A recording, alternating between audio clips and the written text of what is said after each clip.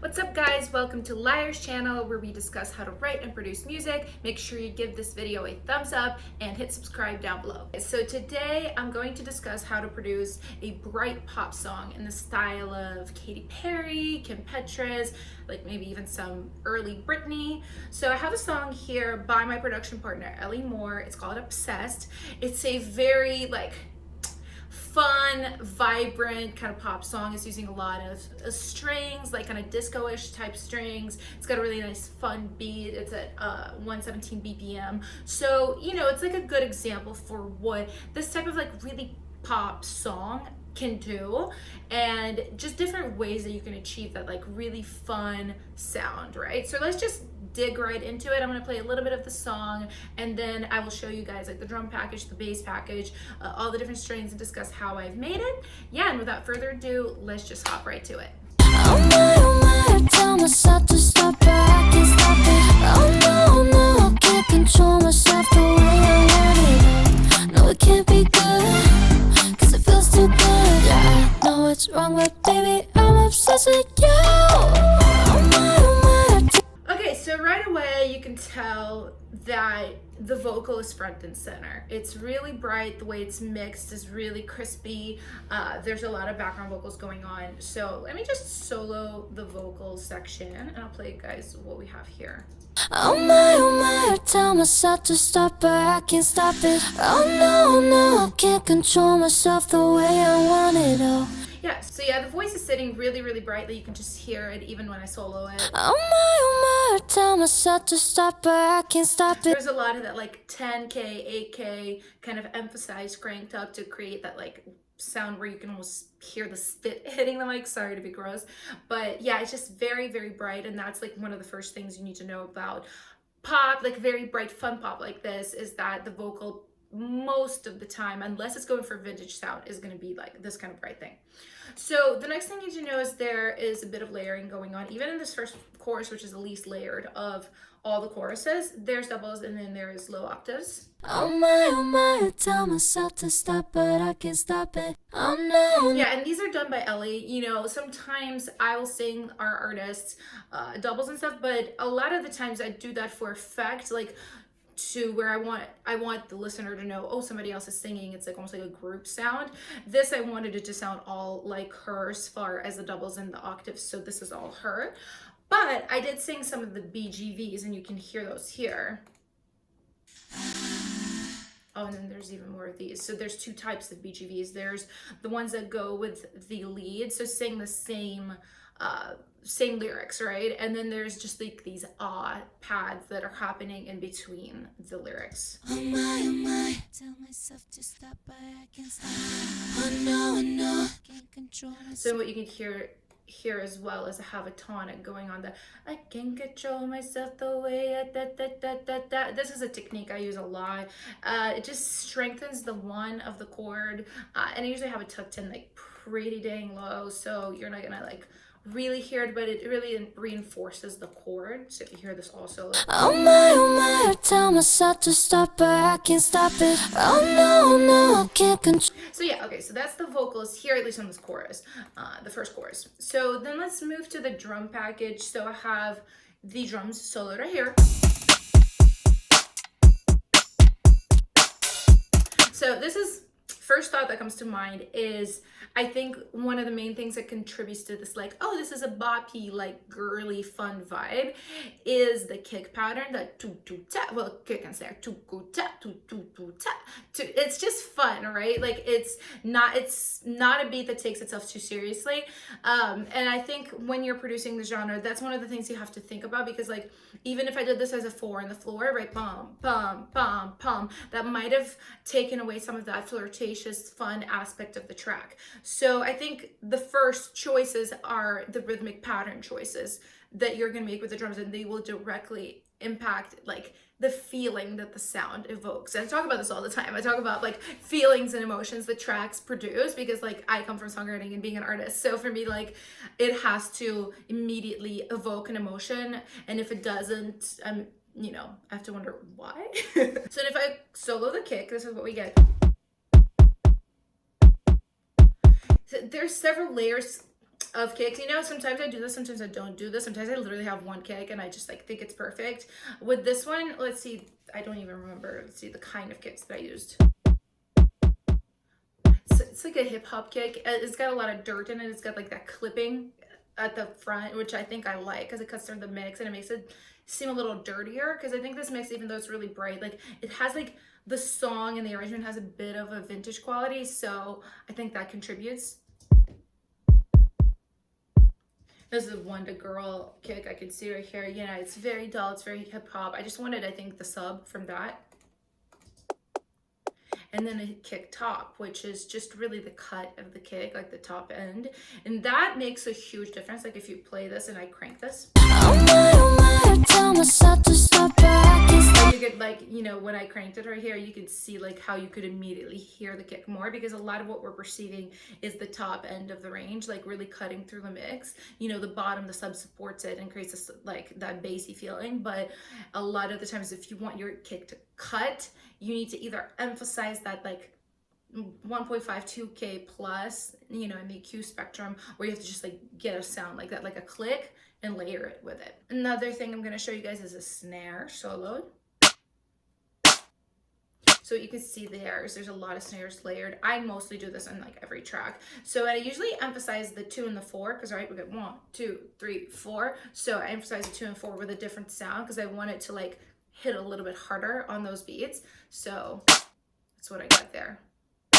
This little sound, I think it's a clap.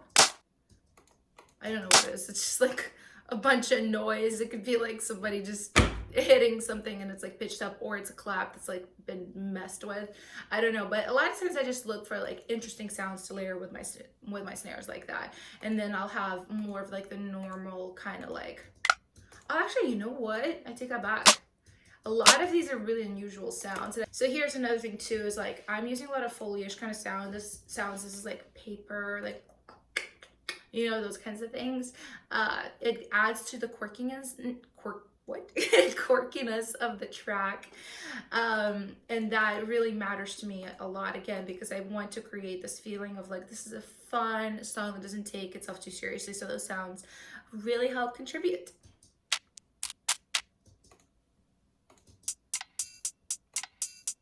Got the little hat over here, the little tambourine hits. Tambourine is generally just an instrument that adds a lot of energy. Like if you want your section of your song to just like whew, go up energetically, add a tambourine. I always love like little stabs of open hats. I don't usually use a lot of like, I don't usually do a lot of beats that have like a lot of open hi-hats, but I like to have it like here's like at the end of every 2 bars. Especially a song like this, like it creates like a nice, I don't know, just like a transitional point that isn't too noticeable, but it does like shift the energy. You know, 1, 2, 3, and so yeah, I think a lot of times like the thing you gotta remember about like all sections is like, you know, we're working in 4s, like especially in 4/4. You know, we're working in like quarter notes, 8th notes, 16th notes, and basically those transitions are opportunities for, well, those points are opportunities for really good transitions. So yeah, and sometimes, you know, usually at the end of 4 bars, I'll do something a little bit more drastic as far as like drum fills or maybe instrumental, like little transitions. But even on like, you know, 2s and 4s or whatever, sometimes I'll do something different just to like show, hey, we're moving. So here we are in the bass section. You can see there's a lot of things going on. Let me see what all is in here. So this is an 808 from what I can tell. And it's sidechained to the kick, I'm pretty sure, or like it was printed. It sounds like it was sidechained. What's this? Oh, it's not even a bass. Sometimes I put things in the bass section that are like strengtheners, I like to call them, you know, a synth that's like doing the same note but maybe an octave above or 2 octaves above. Technically wouldn't even go in the bass section, but like, you know, for me, like from my brain, it makes sense to like find that sound there. Same kind of situation.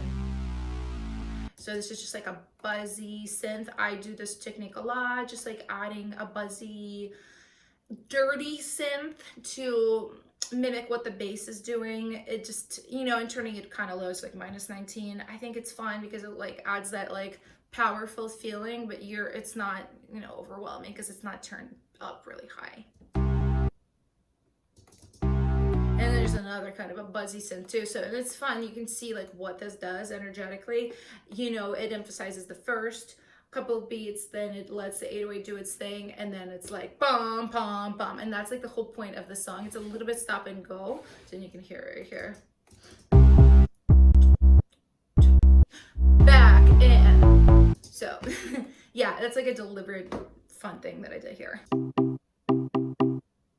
So here I got a little bit like a synth doing some chords. What is that?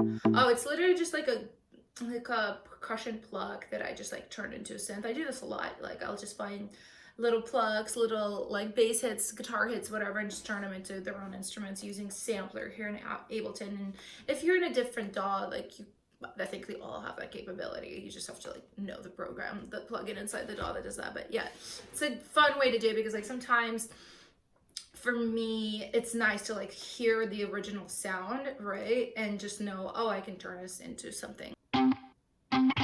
So then I got a little guitar plug here. But I think the piece de resistance, is that how they say it?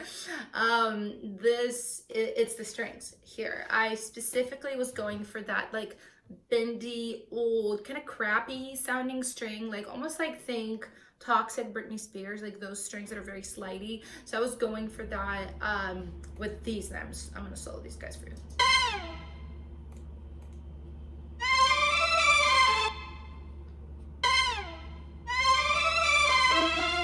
So I really like them. I think they're really funky.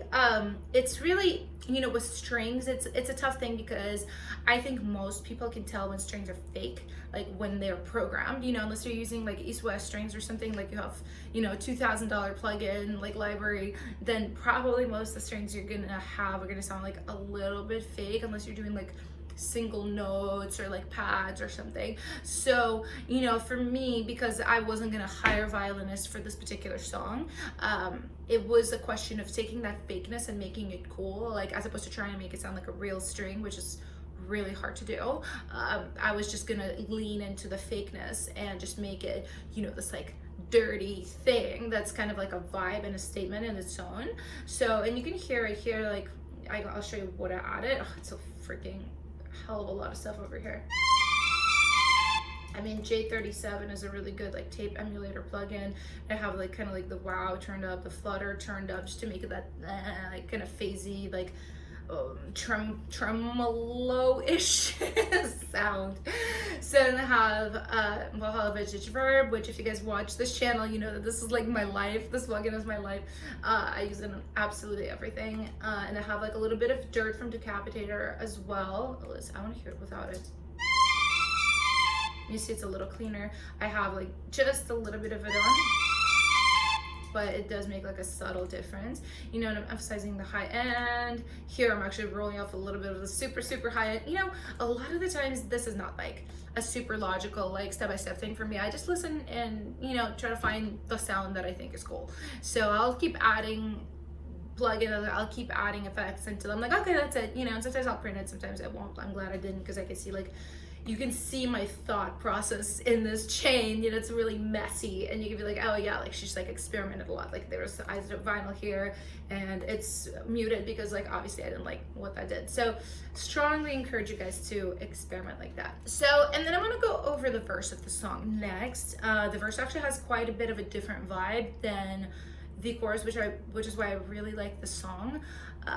So yeah, let me play a little bit of that for you guys. I fall asleep at night, holding my pillow like it's your body next to mine. I say it's fine, but that's a bad excuse. I dream of kissing you. I write it off for someone. Don't wanna face the truth that I keep. Okay, so again, the word that keeps coming back is quirky. You know, we're using a lot of quirky sounds to emphasize like the song is, it's kind of almost like funny, you know. The lyric is like, I'm obsessed with you. I think there's a line in there, it's like, oh, like, I don't remember, like, I'm obsessed with you and I write it off as hormones. Like, I dream of kissing you, I write it off as hormones. Like, it's just like a lot of playfulness. So for me, it's like about bringing out the playfulness of the lyric in the track. So let's take a look at the bass here real quick. I don't remember what I made this with. Don't ask me. Probably like diva, I'm guessing, like something like 80s sounding, but I obviously printed it down. But you can see what I did here, and I did this in post. So I printed this down and I basically like reversed bits of this, so you can hear. Okay, I took like a bass hit and I'll unreverse it. I pitched it down, and then I made like a swoop into the first hit of the bass. Boom, you know. And I kept doing it because I love doing this technique, like reversing bass or just reversing anything and pairing it with the unreversed thing, because it's always just like kind of like whoop. It just creates a lot of energy and like you want to get to the next thing. Like it keeps you involved in the song.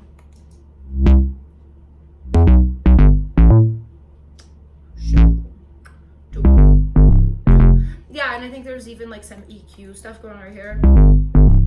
Yeah, like I feel like I rolled off a little bit of the top. I'm not sure if like that was programmed in the plugin that I made that with, or if I like actually did that with EQ. Sorry, don't remember.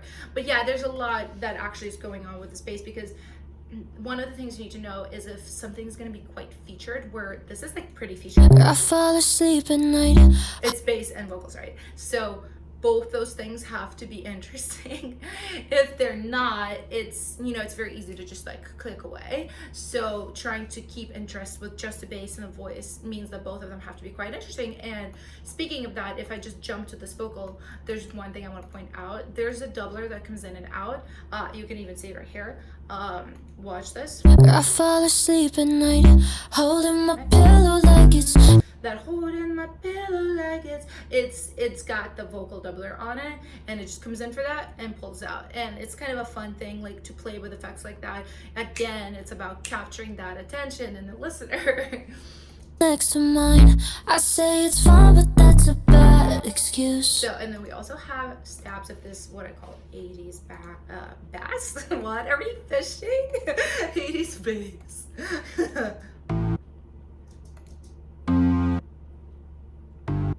Yeah, it's just, they're just these very different, very wide stabs. I see I use Trillion for it.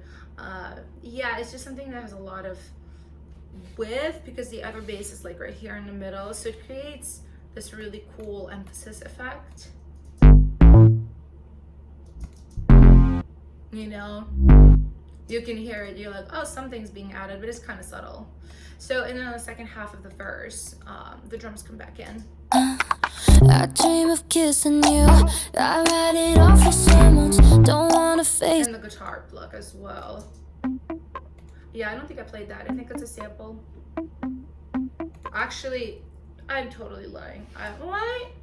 Am I lying? No, I actually think it is a sample. I was gonna say, no, it sounds like I played it. Sometimes that's the fun thing, is like if something sounds kind of cool, like, and you don't even know if you played that or not, that's like you're winning if you're using a sample and you can't tell if it was recorded or sampled. But yeah, it's just like a little, I think, different little guitar plucks that I had, that I made these melodies just by dragging and dropping. And you know, I have like vinyl on it and J37. Let me actually make this, check this off. Yeah, I really changed the sound. Made it more vintage sounding, so that's a fun thing. I dream of kissing you. I write it off for someone. Don't want. If you listen to these drums, it's funny. I'm actually using some effects in the drum group, even though they're effects like the, and then the like the beatbox. It's part of the drum groove for me, so I just like looped it into drums. But again, it's about quirkiness, you know, it's having the whoa, having the beatbox. It just brings in the feeling of fun, really, for the section. Dream of kissing you.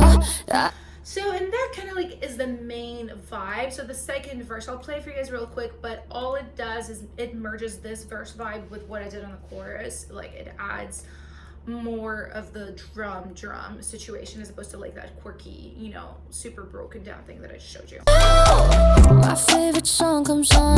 I hear you singing loudly. No, you're not really there. So it's basically a combination of what I did in the first verse and the chorus. And then some of the strings come in.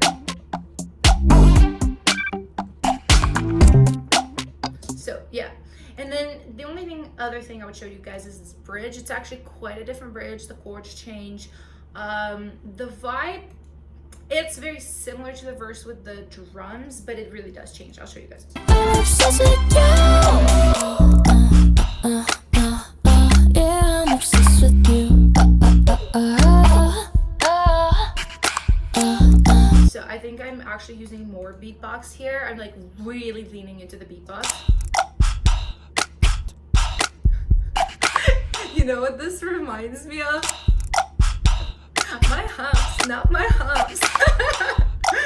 You know, it's like major early 2000s references in here. And I think that's one of the things you have to keep in mind too with a lot of this like super fun pop music. You know, go back straight to the source, where it came from. You know, look at some of the older music in that genre and see what they did, because it's always so fun to bring back some of those ideas of the modern twist. There's the bass. I think it's just an 808 right here, or yeah, maybe.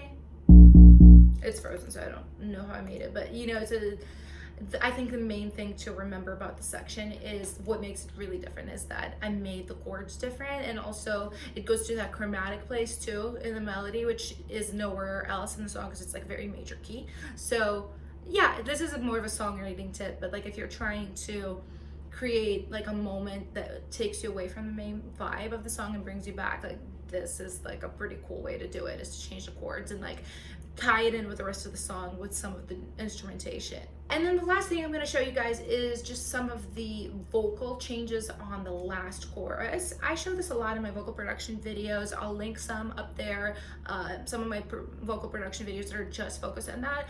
But what you need to know really for pop music, especially like this genre, is you probably want to really build your last chorus vocally. You want to have ad-libs, you want to have more harmony. So let me just solo this situation here and we'll see what's going on. Oh my, I tell myself to stop, but I can't stop it. Oh no, I can't control myself the way I want it all. No, it can't be good, cause it feels too good. Yeah, I know it's wrong, but baby, I'm obsessed with you. Okay, a ton going on. First of all, you know, the ad-libs, they are very prominent. This is not the mix. My friend Brian did mix this afterwards. This is just like my prep mix for, you know, him to do his magic on. But you could see that like I featured these ad-libs very prominently, and he did as well in the final mix. Oh my. Also, she can like sing, you know what I mean? Like you want to show that off. But I can't stop it. Oh, the way I want it. Yeah, okay, so those are big addition. I think also with the background vocals, we can tell there's been a lot added. Oh my, tell myself to stop, but I can't stop it. Oh no. So there's more added from the first chorus. So, and you can really tell, especially on that, but no, it's wrong. That thing is like layered now. I think I didn't have any BGVs on it in the first chorus, and now it's like this. I know it's wrong, but baby, I'm obsessed with you. And there's a lot of dissonance going on there. I'm not just going up the scale in thirds and fifths. I'm like adding in some really weird seconds and like sevens, and there's just like a lot going on, and that's a fun thing about it too, because like I wanted that like thick BGV section, which I think like sounds amazing with the lead. I know it's wrong, but baby, I'm obsessed with you. Oh my. So yeah, you know, and that's the fun thing about this genre is for those of you guys that love vocals, this is like a playground. You could do so much. But yeah, so anyway, that is like how I would approach producing this kind of song. Obviously there's so many different types of pop, so this is just like one very specific type. But I hope this was helpful for you guys. Please let me know if you have any questions. Please leave any ideas for future videos down in the comment box below, and please don't forget to like and subscribe, and I will see you guys on the next video. Okay with me. Okay.